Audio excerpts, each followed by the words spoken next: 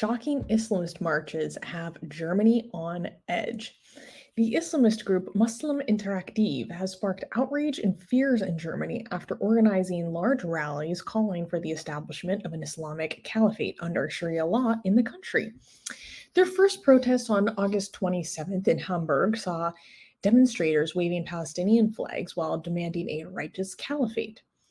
Though classified as an extremist organization by authorities, Muslim Interaktiv was allowed to hold another rally on May 11th, attended by some 2,300 people under strict conditions, like banning calls for violence and denying Israel's existence. Interior Minister Nancy Faeser commented on the rally stating, quote, anyone who would rather live in a caliphate and therefore in the Stone Age is against everything that Germany stands for. We defend our constitution with the means of our constitution. The controversial marches occurring amid Israel's deadly conflict with Hamas and Gaza have heightened tensions, with Chancellor Olaf Scholz vowing to use all legal means to crack down on Islamist activities, promoting anti-democratic extremism that Chancellor Alexander Dobrindt described as making Muslim Interaktiv an enemy of our democracy. So let's provide a little bit of background. So we previously talked about how there was this giant Islamist march that happened in Hamburg with about 1,000 people attending. And then this second march happened more recently. And basically, it doubled in size. I saw some estimates that it was the news is reporting about 2,300 people. I've seen estimates as large as 4,000. And so the first rally that happened caused some alarm bells to go off in the German establishment, shall we say. And basically, this group is now classified as an extremist organization. There are people in the security apparatuses of Germany who think that it is essentially a front for Hizb ut-Tahrir, which is banned in Germany and has been banned since 2003. And so this second rally was only allowed to happen under very strict conditions. And so one of these conditions was they are not allowed to deny Israel's right to exist. That was one of the conditions for it to continue. Another strict condition for it to continue was that they are not allowed to call for a caliphate in word, image, or deed. So in the sign that you can kind of see on the background of this thumbnail right here, it says verboten. So it's meaning like it's forbidden, it's censored. So now all these people are at these rallies, and they're holding signs that just basically translate to just say censored. So now they're protesting the censorship of the German state. Whereas in the first rally, the way that they phrased it was that they were protesting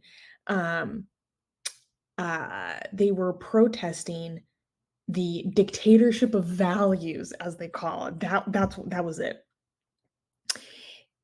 That was it. And I love how they say it. The dictatorship of values is a very interesting way of saying it's such a dictatorship that we live under a liberal democracy when we want to live under a Sharia-based caliphate. Let's be entirely clear. That is the dictatorship of values that they're talking about. Because we all know, my friends, we all know that living under a caliphate is like so egalitarian. And there's no dictatorship of values in a caliphate. I mean, come on. So that's kind of the background here. And apparently, I think there was another issue of sex segregation within these rallies. And it's almost predominantly men. Um, but Armin, what is your opinion about how this rally is only allowed to happen under very strict conditions and with just open censorship?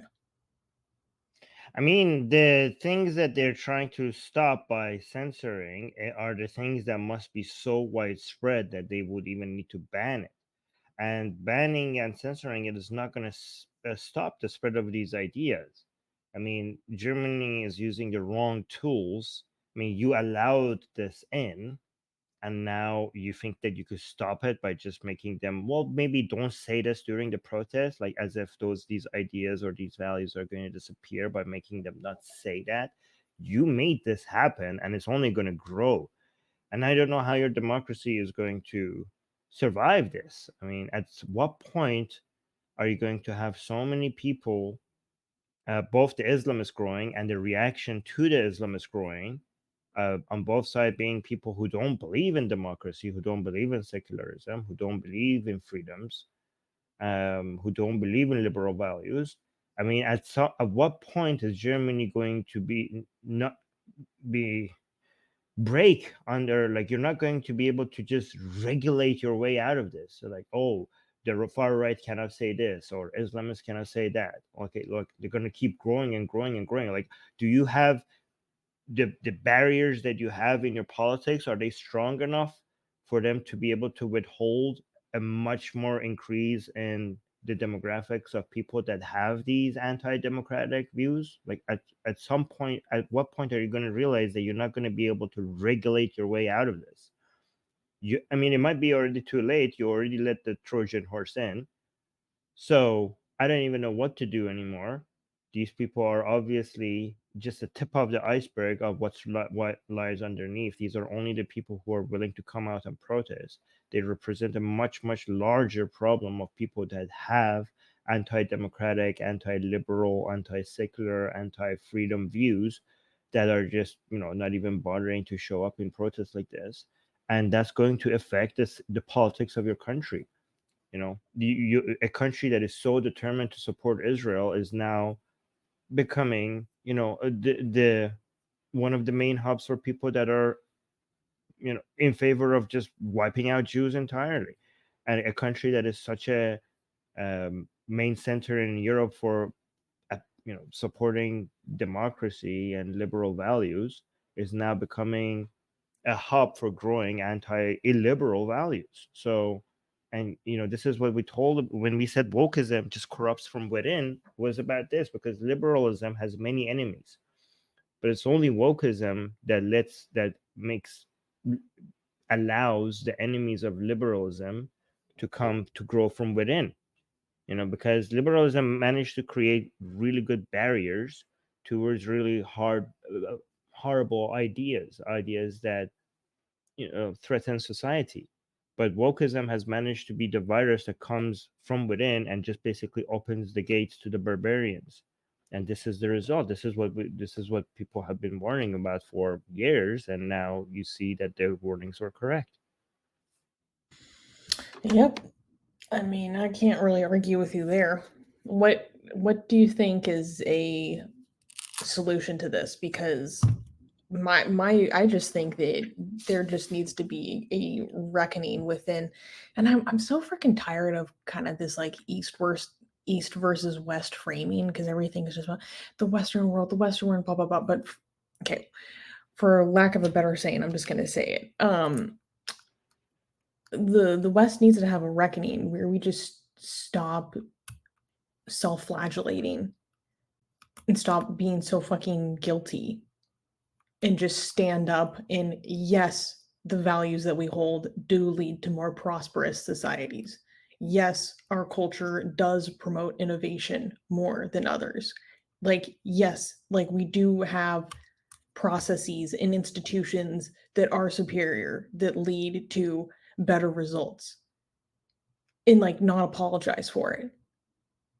My big thing that I think I've been thinking about a lot recently is the problem, one of the many problems with wokeism, as we say, is that it a kind of a central thesis is that the presence of power equals the presence of oppression. And that's just not true. Mm. There is, according to this thesis, there is no power that can exist outside of the oppression of the other. It's a zero-sum game, according to this worldview. And it's not a zero-sum game. It formulates a world in which there is no possibility that certain attitudes, cultures, beliefs, practices, market structures can create better results on the basis of it having better values. That's impossible for it to happen. Power can only exist because power was taken from another. And that's just not true. And let me not get into socialism right now. Because a lot of people have that same misunderstanding about capitalism, that everything is a zero-sum game. And that's not how markets work. Yeah, they don't understand the concept of wealth creation. It's not wealth transfer, it's wealth creation. That's something that the commies never understand. Yeah, so basically, I'm just over it, and I'm not apologizing for shit anymore. Did I bump you on the street? No, I didn't. And they have no right to, I mean, everybody has a right to complain, but it's amazing that they complain about, their far right parties growing in Germany. Like, what do you think will happen when you allow these people in? Like, that you are responsible for that as well, and there's no way that you could regulate your way out of that either. That's the reaction to the thing that you started. Obviously, that's always been the reaction. And you even if you act like that's a bigger threat, well, that threat is a response to the growth of Islamism. So even if you think like the far right is a bigger threat than Islamism, well, then stop Islamism, because far right grows because of Islamism in your country. Yeah, but they're too pussy to do that. They're too pussy to stand up, grow a backbone, and say this is unacceptable. We're not apologizing for this anymore. You guys are doing unacceptable things. And go even further to say, you know what? There's actually going to be something called consequences and accountability. Apparently, we're too bleeding heart, too nice, too freaking soft to believe in something called accountability and consequences. Yeah. Because frankly, I'm not worried about the United States when it comes to this issue. We are too freaking hardcore to put up with this stuff. Yo, I was watching a video the other day. This is going to be clipped. This part is going to be clipped if United States goes the same route as Europe at some point. They're going to be like, okay, Susie, maybe you were too optimistic. But go on with. Okay, let me be clear. There are certain portions of the United States that I have zero concern about. Portions. Yeah. No, no, we take things way too freaking seriously to put up with this bullshit. And I just don't know about Europe, because unfortunately, I'm going to be honest, Americans kind of see Western Europeans as kind of pussies, and Eastern Europeans we're terrified of. Okay, God help me if I cross an Albanian. But what about all these demonstrations coming out of your college campuses that might suggest like you're going the same route? You're just a little bit behind Europe, but you're going the same route. No. See, here's the thing. There's lots of polls to suggest that it's a tiny minority of students who have participated in this. The rest of these students find it disruptive, distasteful, and they're tired of it being on their campus, according to the polls that I have seen. And also, they're being mercilessly made fun of The rest of America thinks that they're freaking cringe. They're children. And they're literally like, go try that somewhere else that isn't like a college property. Because here's the thing, our institution of academia is completely cucked in the United States. It's completely lost. So is this going to happen on in an academic space? Sure. Go try that somewhere else. Go try that somewhere else. Here in America, we believe in something called private property rights. Go try that somewhere else. It's not going to end well for you.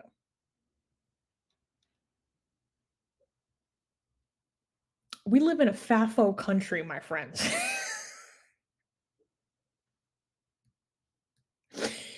And yeah, there are just too many people that really, in America, we don't see being patriotic as a negative thing, unlike places like Germany and Spain. In being proud of our country and in defending our flag like as a negative thing. We see it as very, very, very positive. People take insults to that kind of thing very seriously because we have a big culture around our armed forces. People take that very, very seriously. So yeah, you're going to see this bullshit in liberal elite cities on the coasts primarily. You're going to see it because they allow it, because they tolerate it, because they appease it, because they need for its voter base, because they're cucked. So the rest of America doesn't deal with this bullshit for 1 second. And we can see this in the polls. Yeah, I saw that. I covered it actually in the stream. Let's do the super chats and then move on to the next news, because the next news is also kind of relevant to what we just talked about. Yeah, it's about Germany. So a young atheist is celebrating his membership for 4 months. Yay! Hi, young atheist. Saying the West needs to wake up against these Islamists. True. Oh,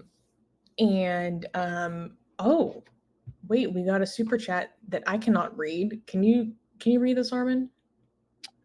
Yes. Komar is saying, I hope Ibrahim Raisi bega bere. Everyone say inshallah. So he say, I hope Ibrahim Raisi is effed. Everyone say inshallah. Inshallah. So, I actually, inshallah. Yeah, insha iblis, I usually say. Inshallah. I have actually news from 3 minutes ago, and it says جستجو ادامه دارد اما هوا تاریک شده و باران نیز میبارد. So they're still looking for him, but they still haven't found him. But now it's even more difficult to find him because it got dark and now it's raining. So it's not looking good, fam. From 1 minute ago. It's not looking good, fam.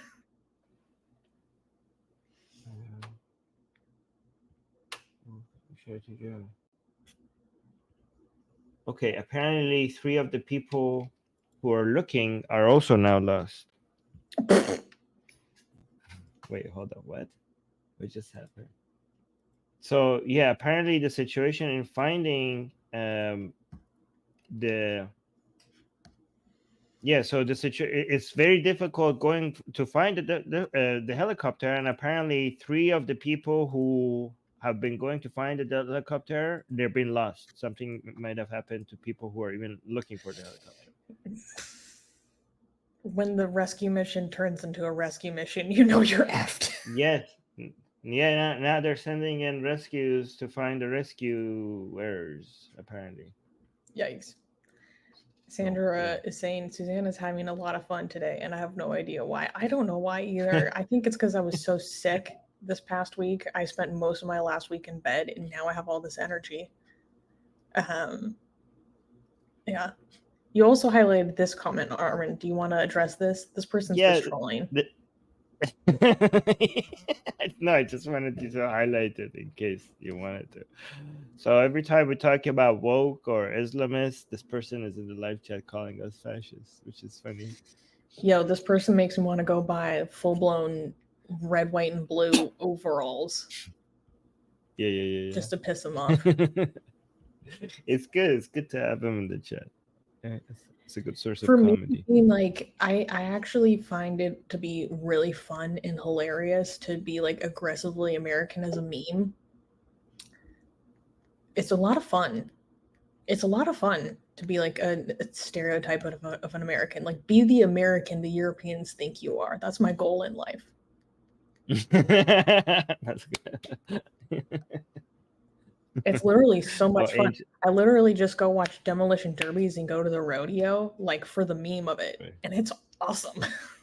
Do you know who makes the most amazing, gorgeous, and other adjectives that I can't use here on YouTube, blasphemous art ever? We do! And for some reason, we are giving it away for free. Download them now using the link in the description before we change our mind.